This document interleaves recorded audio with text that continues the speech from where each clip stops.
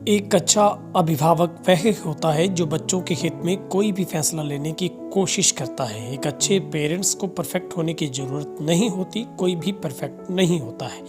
कोई भी बच्चा परफेक्ट नहीं है, इस बात को ध्यान में रखना बेहद महत्वपूर्ण है। जब हम अपनी अपेक्षाओं को निर्धारित करते हैं, ये शब्द गत शाम डबवाली के लॉयंस क्लब एक्स आस्था व सुप्रीम के सौजन्य से हरियाणा पब्लिक स्कूल शेरगढ़ के प्रांगण में लॉयंस परिवारों की सौजन्य से आयोजित एक TTW यानी कि टीचर ट्रेनिंग वर्कशॉप के अवसर पर अभिभावकों को टिप्स देते हुए लॉयंस क्विस्ट के ट्रेनर प्रेरणा अग्रवाल ने अभिभावकों के सवालों के जवाब देते हुए कही। टॉक शो का शुभारंभ ईश्वर वंदना व राष्ट्रगान के साथ क्लब के सदस्य डॉक्टर मिगलानी और पंकज मेहता ने किया। तदुपरांत लॉयंस क्लब के विभिन्न पदाधिकारियों को लॉयंस क्लब के डिस्ट्रिक्ट गवर्नर SP गोयल ने इंटरनेशनल पिन लगाकर सम्मानित किया। लॉयंस संगठन के क्षेत्रीय अध्यक्ष डॉक्टर अश्विनी सचदेवा ने आए हुए मेहमानों का अभिनंदन किया। लॉयंस गुरदीप कामरा ने लॉयंस के नियमों से उपस्थित सदस्यों को अवगत करवाया। सेवा को सर्वोपरि रखने की आवश्यकता पर बल दिया गया। लॉयंस 30 जगह ने बताया कि सफल पेरेंटिंग परफेक्शन हासिल करने के बारे में नहीं है, लेकिन इसका मतलब यह नहीं कि हमें उस लक्ष्य के लिए काम नहीं करना चाहिए। पहले अपने लिए उच्च मानक सेट करें और फिर बच्चों के लिए और दूसरा बच्चों के लिए एक रोल मॉडल की तरह काम कर सकते हैं। जहां पर हरियाणा पब्लिक स्कूल में एक टीचर ट्रेनिंग वर्कशॉप के जरिए करीब 8 स्कूलों के टीचर्स को सोसाइटी और पेरेंट्स को साथ लेकर बच्चों के उज्जवल भविष्य को निखारने के लिए एक कार्यशाला आयोजित की गई, जिसमें पिछले करीब 3 दिनों से लगातार ट्रेनर के जरिए हर उन बारीकियों से अवगत करवाया गया जो एक एक्टिविटी के जरिए टीचर बच्चों को प्रोत्साहित कर सकता है। उन्होंने कहा कि न सिर्फ बच्चे को एक पढ़ाई की मशीन बनाना है, अंकों की दौड़ में उसे या अंकों की और पोजीशन की दुनिया में उसे लेकर जाना है, बल्कि उसे क्रिएटिविटी के साथ साथ समाज और पेरेंट्स के बीच में रहते हुए उस तालीम को देना जरूरी है जो आज की शिक्षा से दूर हो रही है। मानो अंकों की इस ब्रेकिंग न्यूज़ में बच्चा सिर्फ और सिर्फ पढ़ाई में एक मशीन की तरह काम कर रहा है, लेकिन इस टीचर ट्रेनिंग वर्कशॉप में टीचर्स को भी कुछ बुक्स के जरिए उनको एक पूरी सामग्री किट मौजूद करवाई गई है, अवेलेबल उनको करवाई गई है, ताकि उसके जरिए वो उन सवालों के जवाब दे सके। आज की शिक्षा में यही होना चाहिए कि सवाल टीचर बच्चे से नहीं, बल्कि बच्चा अपने अध्यापक से सवाल करे। इस कार्यक्रम में क्या कुछ रहा, आपको वो सुनवाते हैं। यहाँ पर किया कई स्कूलों को जोड़ करके ये सोशल इमोशनल लर्निंग का कार्यक्रम था। इसमें हम टीचर्स को ये समझाते हैं कि भावनात्मक और सोशल जो लर्निंग होती है वो कैसे होता है और इसका क्यों हमारे जीवन में बहुत इम्पोर्टेंस है। बच्चों के लिए भी ये बहुत ही ज़रूरी टॉपिक है। हम बच्चों को स्कूल में एकेडमिक या स्पोर्ट्स या कल्चर की नॉलेज तो देते हैं, लेकिन अलग अलग परिस्थितियों से कैसे वो उभरे उसकी जानकारी नहीं दे पाते। तो ये जो प्रोग्राम हमारा है ये एक रिसर्च बेस्ड प्रोग्राम है, जो एक इंटरनेशनल लेवल का प्रोग्राम है और काफ़ी इस पे रिसर्च हुई भी है। और रिसर्च भी ये कहता है कि जब ये प्रोग्राम बच्चों को हम ऑफ़र करते हैं थ्रू क्लासरूम करिकुलम, जब हम क्लासेस में इस प्रोग्राम को देते हैं, बच्चों को करवाते हैं, तो बच्चों में काफ़ी पॉजिटिव डिफरेंसेस देखा जाता है। जैसे उनके बिहेवियर में हम बहुत अच्छा फ़र्क देख पाते हैं। प्लस बच्चे जो हैं एक साथ मिल के एकजुट होकर काम करने बहुत अच्छे से काम करते हुए देखे जाते हैं।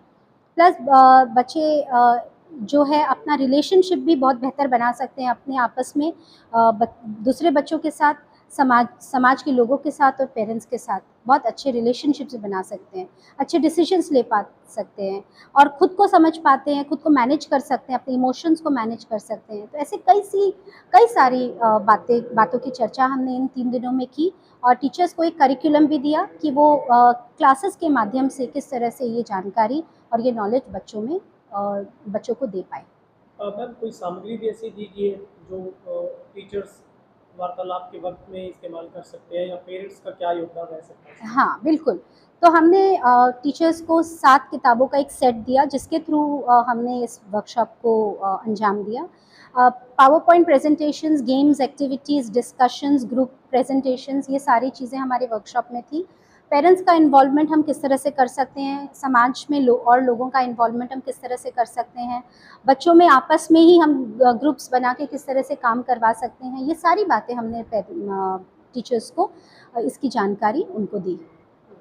अब मैम क्या आप पेरेंट्स के लिए कोई मैसेज देना चाहते हैं, क्योंकि 3 ही पार्ट सबसे मुख्यतः आप जो शामिल करते हैं, समाज, सोसाइटी है, टीचर्स और पेरेंट्स।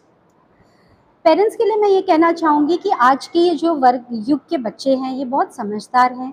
हम शायद जैसे थे उससे बहुत आगे हैं, बहुत अच्छा करते हैं, अपने फैमिलीज़ को भी समझते हैं, रिलेशनशिप्स को भी समझते हैं। उनको ट्रस्ट करें, उनको ट्रस्ट करेंगे, उनको अलग-अलग मौके देंगे कि वो आगे बढ़ सके, तो ये बच्चे आपको निराश नहीं करेंगे। तो कोशिश करिए कि जितना हो सके अपने बच्चे के साथ थोड़ा समय बिताइए, उनकी प्रॉब्लम्स को समझने का समय उनको दीजिए, और आई एम श्योर कि ये बच्चे आगे आपको निराश तो नहीं करेंगे, बल्कि बहुत अच्छा करेंगे।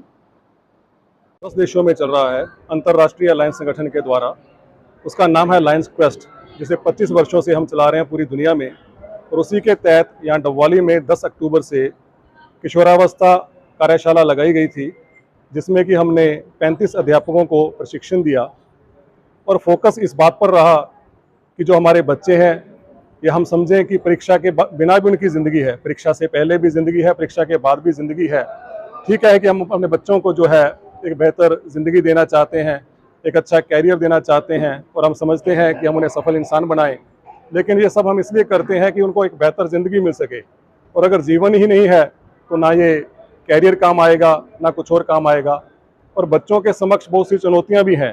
हमारे बच्चे इस कंपटीशन के युग में, और जो भावना से उनका जुड़ाव खत्म हो गया, रिश्ते नाते खत्म हो गए, वो डिप्रेशन में जा रहे हैं, तनाव में जा रहे हैं, नशों में जा रहे हैं। इस हेतु भी हम अपने कार्यक्रम में, स्कूलों में ऐसे प्रयोग करें, ऐसी कक्षाएं और लगाएं कि उन बच्चों को हम सिखाएं कैसे उन्होंने विपरीत परिस्थितियों में भी अपने आप को कायम रखना है, आत्मविश्वास से भरा रखना है, ताकि वो अपनी ज़िंदगी को बेहतर कर सकें, समाज को बेहतर कर सकें। तो सर मैम, प्रेरणा का किस तरह का सहयोग रहा? क्योंकि हमने फीडबैक जब लिया टीचर से, तो उनका कहना था कि हमें बहुत नई चीज़ें सीखने को मिली। ऐसा जैसे मैंने आपको बताया कि एक फाउंडेशन है, लायंस क्लब इंटरनेशनल फाउंडेशन, जो दुनिया भर में ऐसा कार्यक्रम चला रहा है। तो हिंदुस्तान में जो हमारा हेडक्वार्टर है वो अहमदाबाद में है। वहाँ पर हम ट्रेनर्स को ट्रेनिंग देते हैं। भारतवर्ष से जो अच्छे वक्ता हैं, जिनकी रुचि इन कामों में है, जिन्होंने अपना समर्पण कर दिया, हम उन्हें ट्रेन करते हैं, उन्हें नई तकनीकों से अवगत कराते हैं, जो दुनिया भर में रिसर्च हुई है उसके बारे में बताते हैं, और किन तकनीकों से बच्चे जो है अपने आप का विकास कर सकेंगे वो समझाते हैं। तो मैडम प्रेरणा जी उनमें से एक बेहतरीन शिक्षिका हैं। आपको ये जानकर बड़ी हैरानी होगी, शायद आपको पहले सभी से आपने बात की होगी, यह जो प्रोग्राम है 1977 से लायंस क्लब ने शुरू किया था, और 220 देशों में लायंस क्लब की अलग अलग देशों में, और ये 100 देशों में यह प्रोग्राम चल रहा है। जो अपना देश है वो थोड़ा सा लेट जागता है दूसरे देशों की अपेक्षा।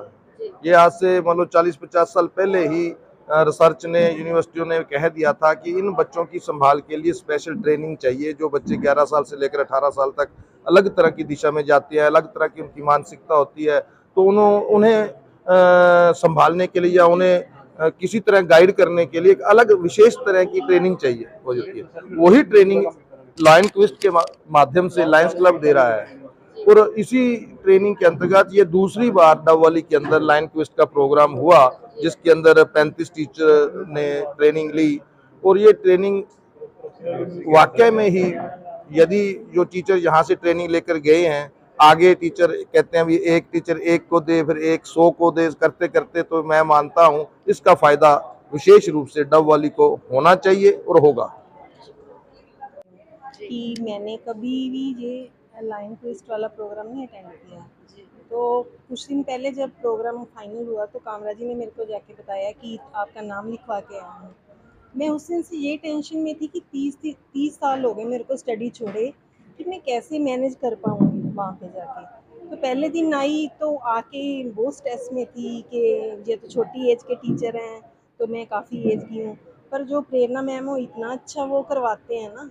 तो जब स्टार्ट हुआ प्रोग्राम तो एक बात बोली उन्होंने कि अगर कुछ आपने पाना है ना तो पहले खाली करना पड़ेगा।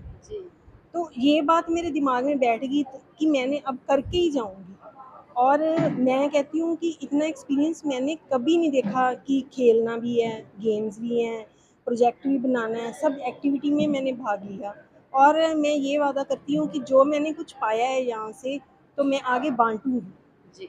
अपना एक्सपीरियंस सबके साथ शेयर करूंगी। अगर कहीं मेरी ज़रूरत पड़ेगी सेमिनार लगाने की, प्रेरणा मैम से उनकी मदद लेके मैं आगे यही नहीं छोड़ूंगी।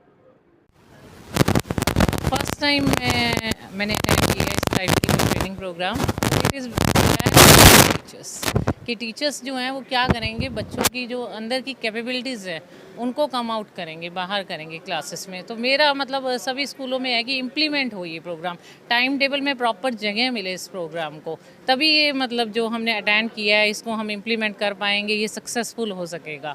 और जो हमारी ट्रेनर हैं बहुत ज़्यादा गुड क्वालिटीज़, उन्होंने इतनी स्मॉल थिंग्स बताई है ना, इतनी अच्छी एक्टिविटीज़ करवाई। हम खुद इन 3 दिनों में बच्चे बने हुए थे, नॉट एज ए टीचर। हमने बच्चे बन के एज ए टीचर बनना सीखा कि बच्चों के माइंड के साथ हम किस तरह अपने माइंड को सेटअप करें।